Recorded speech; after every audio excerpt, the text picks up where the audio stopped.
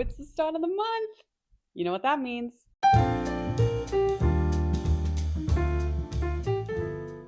Welcome back, my bookish besties. It is that time of the month. Again, it's not my period. It's none of your business. But it is monthly wrap up and monthly TBR time. Oh, I'm so excited. This is slowly becoming one of my most favorite videos to make. I know I've only made one, but it's just a fun old bookish time, and I'm just a girl. So, you know the drill. We're going to look back at the month of February and all of the books that I read then, and we're going to use the TBR jar to pick the books that I'm going to read this month. So, let's get into it, shall we? Right, between you and I, February, a terrible reading month for me.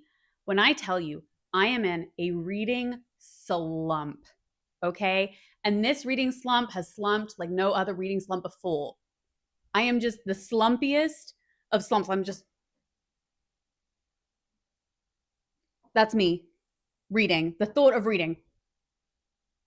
It's terrible, but that's okay. We adapt and we overcome.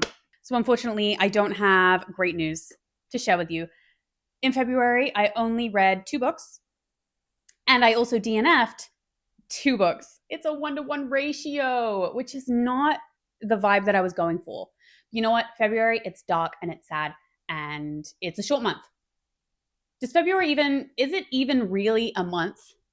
Like, Pluto's not a planet. Can February just not be a month? I'd like to table that to whoever makes those decisions. Where's Neil deGrasse Tyson? Can he do for February what he did for Pluto? Can we do that?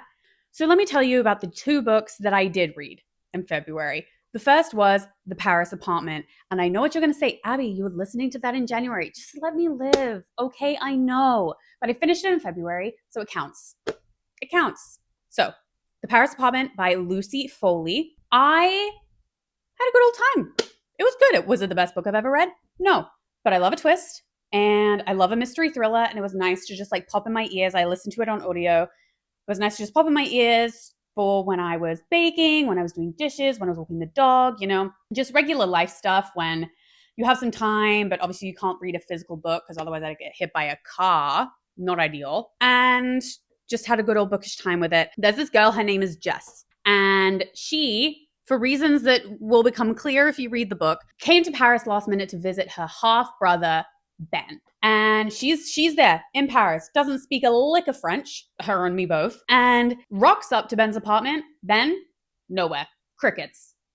Nowhere to be seen. And she's like, that's kind of weird. She lets herself in, because sisters always do. He lives in this apartment building that's very swanky, very nice, but it's not what it seems. So this book simply follows Jess trying to find her half-brother. And along the way, you are introduced to a bunch of different characters who live in the building. So each chapter follows the POV of one of the other people in the apartment building. So Jess lives, her brother Ben, but it'll say Jess, apartment 3 or floor 3 or something. And then it'll be someone else, level 1, and so on and so forth. And the individual is very much attached to the apartment number that they live in. And you just follow Jess as she tries to figure out where her brother has gone, because he is disappeared. He is Gone gone. Here are my thoughts about the book. 1, I love a mystery thriller. It would have to be like a really, really bad mystery thriller for me to not enjoy it. So I never know what's going to happen. And I love that for me. I'm just not as inquisitive as some of you other people out there. And I am just along for the ride. And I just have a good old bookish mystery thriller time. So the twists, and there were multiple, mind-boggling. I was like, what? Who? How? All the W's. Who, what, when, where, why, and how. That was me in this book. I will say this, however. There was like this weird subplot of romance, and I don't even know if I could call it a subplot of romance. It was more just like Jess was like, oh, this guy, do I like this guy? Can I trust this guy? But I really like this guy and he's really hot. And I'm just like, girl, your brother is missing. Okay? Like, there is a time and a place. Now is neither the time nor the place. I know they say Paris is a city of love, but girl, like, be so for real. So that was really annoying. And it did almost feel as if it was added sort of last minute because the publisher said, oh, hey, by the way, we need some sort of like romantic tension or something. I don't know. It just felt very out of place and completely unnecessary. This book would have worked honestly better if that like weird little like side quest didn't happen. So that's my only real gripe with this book, is that was just so unnecessary. And I was like, can we move on? And that also adds to the fact that I just found Jess, the main character, just like a tad annoying. And I was just sort of like, if I was in your situation, this is not how I would act. But you know what? To each their own. You know, I'm not going to yuck her yum. I'm not going to tell her what she needs to do. And it's fine. So good for her. Overall, my final rating, 3.75. It was fine. It was good. I had a good time. And the reason I give it 3.75 is because I honestly can't tell you who did what. I have forgotten. So it didn't really stick in the noggin. It was just, I was there for the vibes. The vibes were good. I moved on. So great. The book did what it needed to do. It wasn't life-changing, and that's okay. 3.75. Moving on. Okay. The second and last book that I read in the month of February was The Rose Bargain by Sasha Payton Smith. What a fun old bookish time. Oh, what a great time. Picture this, all right? England, 18-something, mid-1800s. For 400 years, England has been ruled by not Queen Victoria, instead ruled by a fae queen called Queen Maud. And low-key, we don't like Queen Maud. She is kind of a butt, and she is not a girl's girl. She is not for the girlies, and she's just kind of mean. So we don't like her. So for 400 years, we've been ruled by this kind of a butt queen named Queen Maud. We don't want more of Maud. No. We want less of Maud, if you catch my drift. So in this version of England, every year when people enter society for the first time, when they are debuted, is that the word? I don't know, whatever. They're in society and they present themselves to the queen. The queen makes a bargain with them. Every person, especially in society, like the aristocracy, is essentially required to make a bargain. Any one person in the country can make one bargain with the queen, but you don't know what the cost of the thing you want is. For example, you can say, hey, I really want this plot of land that comes with this title or whatever. And she'll be like, heck yeah, can do that for you, but it's going to cost you all of your childhood memories. And crazily, the people are like, bet.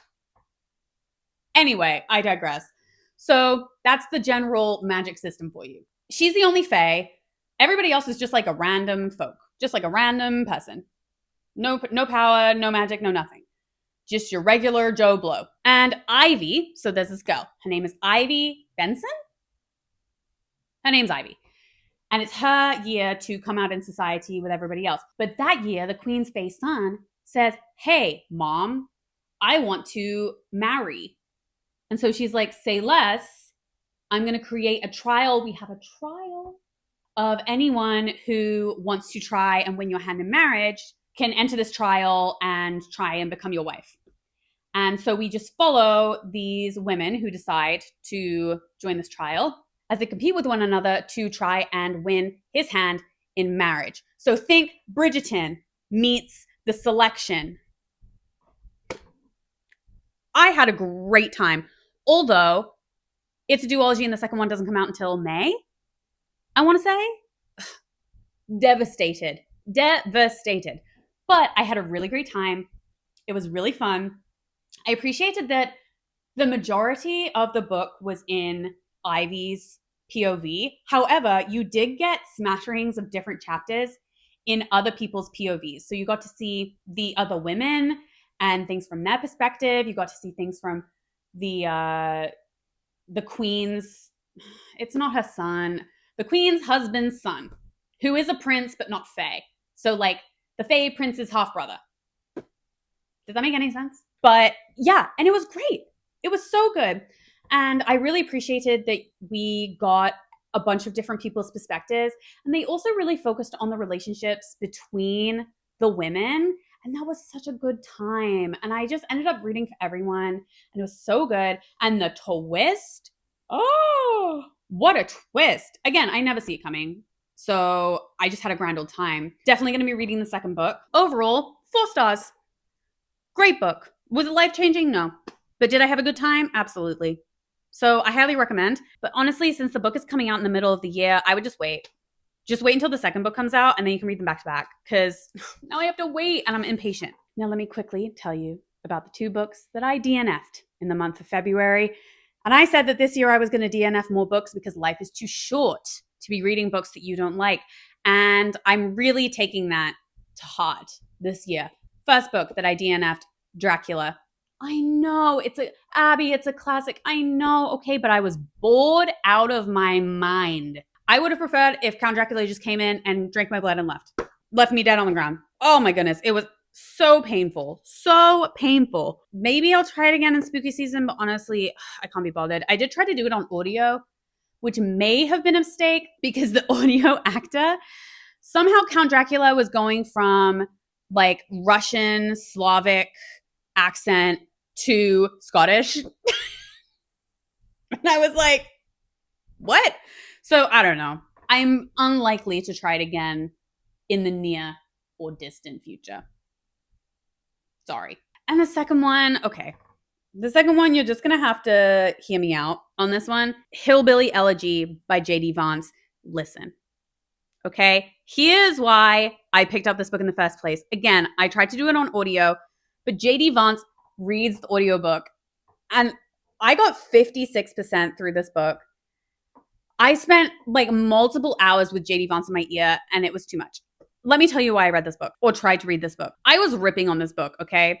Absolutely ripping on it. And then my husband called me out and said, you can't rip on a book that you hadn't read yet. Is he wrong? No. I hate to admit it. So I was like, fine, I will read this book so that I can actually have an opinion on it. And you know what? After 56%, I think I'm allowed to have an opinion on it without finishing it. Sue me, okay? My 2 gripes with this book, it's very repetitive. The whole 56% was just all about his family. And I was like, why do I care?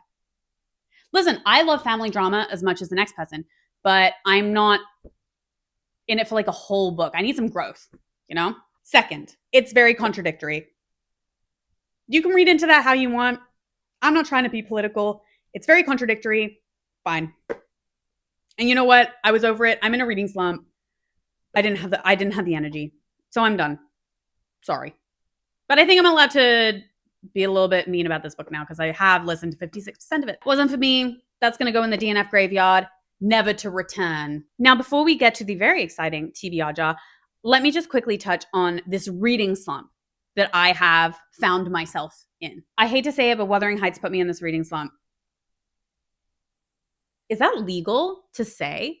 I don't know. I'm sorry, Emily Bronte. She's probably rolling in her grave, but she put me in a reading slump. Here's the situation. I read Wuthering Heights in high school, and I remember being like, oh, I see why it's a classic. It's a good book. But I forgot how annoying every character is in this book. Oh my gosh.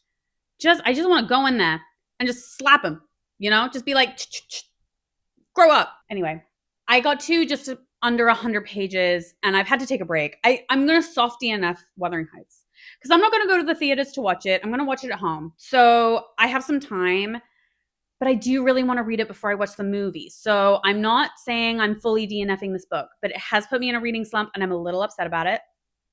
I will survive. Here's what I want to tell you about reading slumps. And it's taken me a while to get to this point, but it's okay.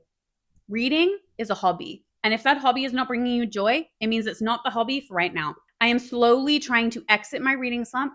And it's great to have a library book to give you sort of like a timeline that you need to finish a book by. But I'm not forcing myself to do anything. But the idea of picking up a book right now is just like, it's fine. Here's what I will say. I'm going to do some research to see how I can get out of this slump. And I'm going to do a little video to bring you along with me. But before I start that, I do just want to say, if you're in a reading slump, that's okay. Give yourself a little bit of grace. Be kind to yourself. It just means that that hobby that you love is maybe not for you right this second. It doesn't mean you're never going to read a book ever again. It's okay. Take some time. Step away. Absence makes the heart grow fonder. I don't know who wrote that, but I guess they were onto something. It's okay to be in a reading slump. It's going to be okay, and that's fine. The book that I am reading right now is actually Red Rising by P.S. Brown. and it's a library book, so I have to read it within 3 weeks. So I'm slowly making my way through. And I think I'm sort of getting out of it, but sometimes I just need to take a break. And I'm sorry, but it's okay because this is something that we do for fun. If it's not filling your cup and if it's emptying your cup, instead, it's time to take a break. The books will be there. Listen, these books aren't going anywhere, so I can come back. But I am trying to get out of my reading slump slowly. So stay tuned for that. But now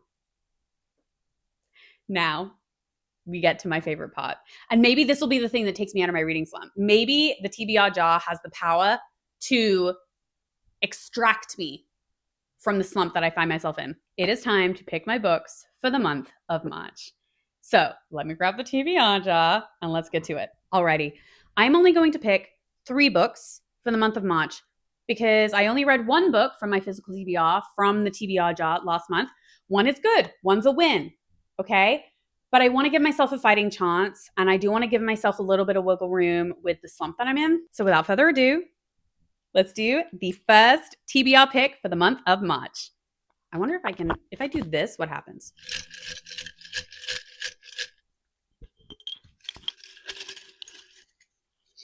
Oh, okay, I guess we'll do that one. Okay, ready?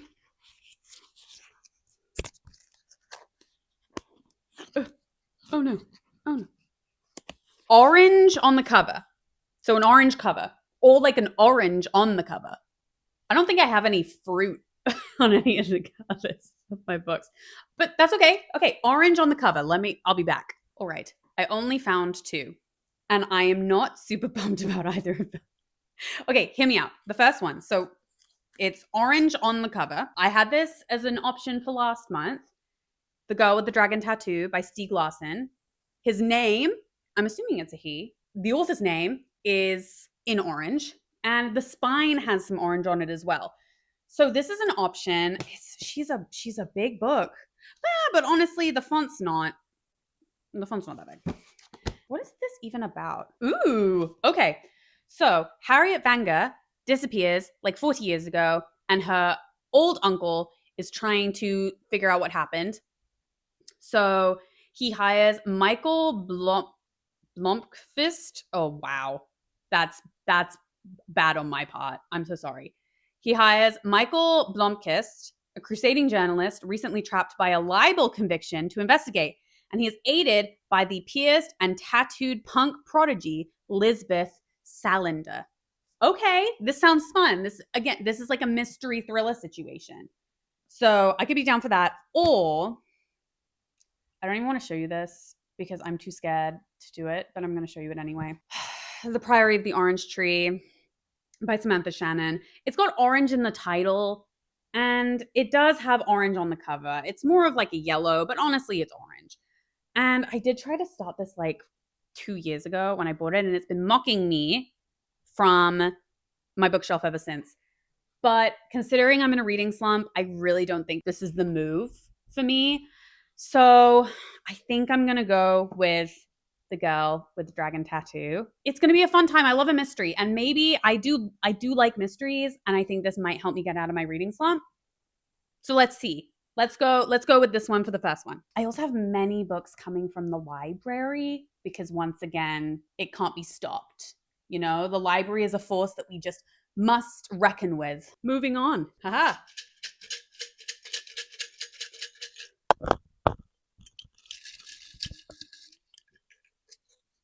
Okay. See what this is, shall we? What does that say? What does that say? Title has more than 6 words. Okay. I'll be back. Okay, does 6, more than 6, include 6? Or no? Okay, I'm going to let it include 6. Okay, so this says a book title has more than 6 words. I don't think I have a single book with a title more than 6 words, but I have many with 6 words. So I'm going to take a little bit of artistic license with this one. So we have Love in the Time of Cholera by Gabriel Garcia Marquez, winner of the Nobel Prize, I'm assuming for literature. So this book is about a man called Florentino Aritza, and Fermina Daza. They fall passionately in love, but Fermina decides to marry a wealthy man instead. Florentino, heartbroken. But he decides, you know what? It's fine. I'm going to work my way into being a successful man. And he has 622 love affairs in his life. And finally, Fermina's husband dies, and he purposely goes to the funeral. And it says, 51 years, 9 months, and 4 days after he first declared his love for Fermina, he will do so again. That sounds really sweet. That sounds just like a really wonderful love story. So that's option 1. Number 2 is Grantchester, Sydney Chambers, and the Shadow of Death. I think technically this is more than 7. Sydney Chambers and the Shadow of Death. Okay, 7. And this is a mystery thriller that's also like a PBS series, and it's the Grantchester Mysteries. So I'm thinking it's going to be more of a cozy mystery. I'm not sure I'm in the mood for a cozy mystery. So essentially, Sydney Chambers is a priest, a 32-year-old bachelor priest who lives in this little town in the UK. And in the year of Queen Elizabeth II's coronation, he is trying to solve a murder? Yes, a suspected unaliving of a Cambridge solicitor, a scandalous jewelry theft, and an unexplained death of a well-known jazz promoter, and a shocking art forgery. Oh my goodness, there's a lot going on. So he's essentially trying to solve some crimes. A crime-solving priest, if you will. Love. Who doesn't love? Next is I Who Have Never Known Men by Jacqueline Hartman. I have heard incredible things about this book. I picked this up just after Christmas, and I really do want to read it. Oh my goodness, the writing in this thing is tiny. What the heck? Okay, well, can't win them all. I think most people know what this is about, but it's a group of women who are in like a prison, but we don't know why, and we don't know what's on the outside world. And it's essentially just one of them trying to escape, I think. And it's apparently a very touching, moving story, but also like very deep and thought-provoking. Heard very good things. So I do really want to read that one. And it's not super long, but honestly, that writing is tiny. Golly. So those are the 3 books. Which one do I want to choose? Okay, I'm stuck between Love in the Time of Cholera and I Who Have Never Known Men. I'm going to go Love in the Time of Cholera. This sounds like it's going to be really cute and really well done. And I love love. I will love anything to do with love. So this is the second book, Love in the Time of Cholera by Gabriel Garcia Marquez. Okay, last one. What will it be?